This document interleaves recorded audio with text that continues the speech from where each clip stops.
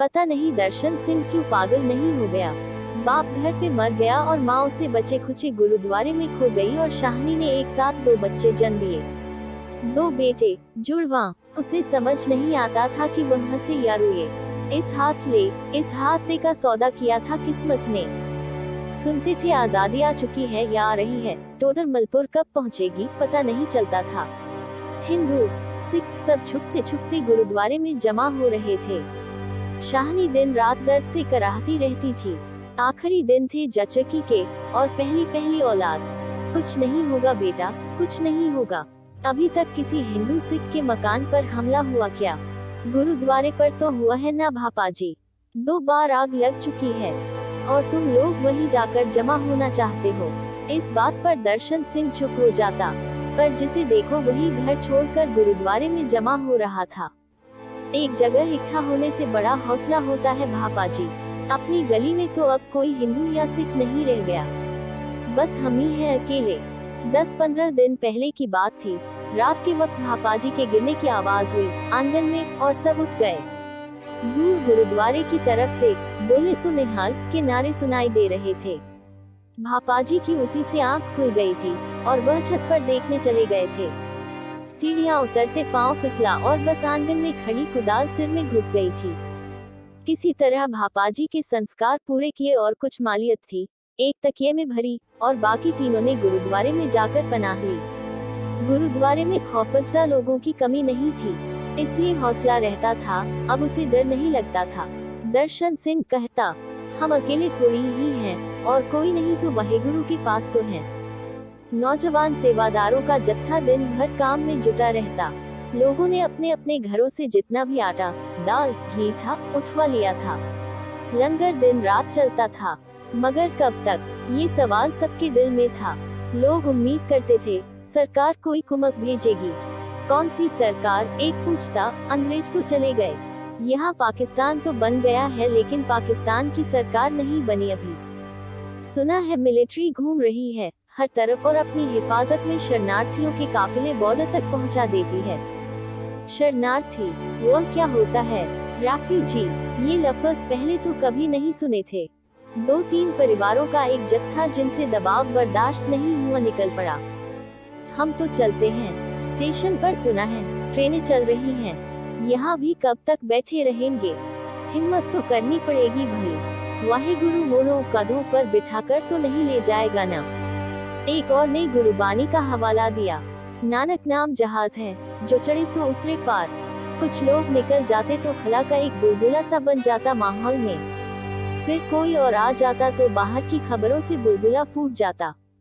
Station पर तो बहुत बड़ा कैंप लगा हुआ है जी। लोग भूख से भी मर रहे हैं और खा खा के भी। बीमारी फैलती जा रही है। 5 दिन पहले एक ट्रेन गुजरी थी यहाँ से, तिल रखने को भी जगह नहीं थी। लोग छतों पर लदे हुए थे। सुबह संक्रांत की थी।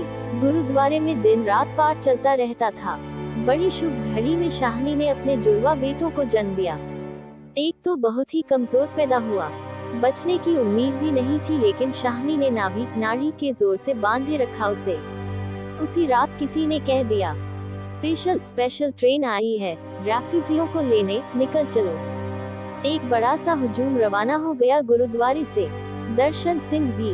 शाहनी कमजोर थी बहुत, लेकिन बेटों के सहारे चलने को तैयार हो गई।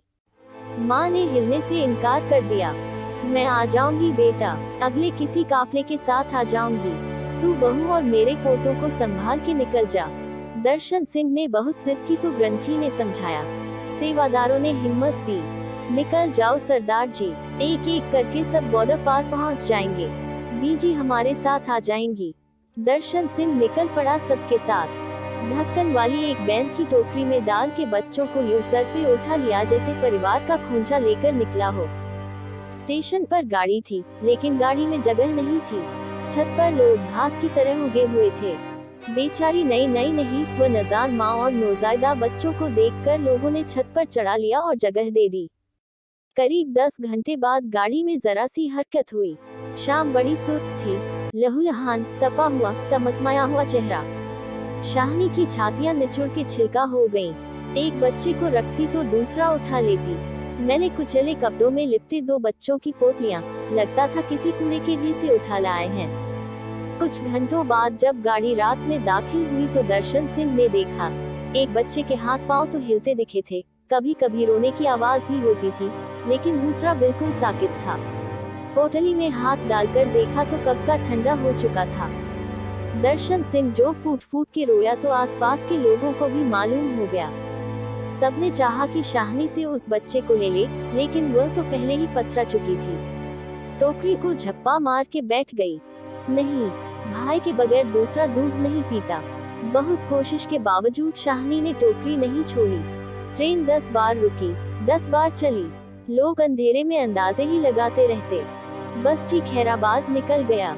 ये तो गुजरांवाला है जी, बस 1 घंटा और लाहौर आया कि समझो पहुंच गए हिंदुस्तान।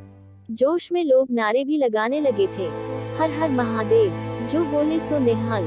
गाड़ी एक पुल पर चढ़ी तो लहर सी दौड़ गई, रावी आ गया जी, रावी है, लाहौर आ गया। इस शोर में किसी ने दर्शन सिंह के कान में फुसफुसा कर कहा, सरदार जी, बच्चे को यहीं फेंक दो, रावी में उसका कल्याण हो जाएगा। उस पार ले जाके क्या करोगे? दर्शन सिंह ने धीरे से टोकरी दूर खिसका ली और फिर यकलक थी पोटली उठाए और वाहे गुरु कहकर रावी में फेंक दी। अंधेरे में हल्की सी एक आवाज सुनाई दी, किसी बच्चे की। दर्शन सिंह ने घबराकर देखा शाहनी की तरफ। मुर्दा बच्चा शाहनी की छाती से लिपटा हुआ था। फिर से एक शोर का बगोला उठा, वाघा वाघा, हिंदुस्तान जिंदाबाद।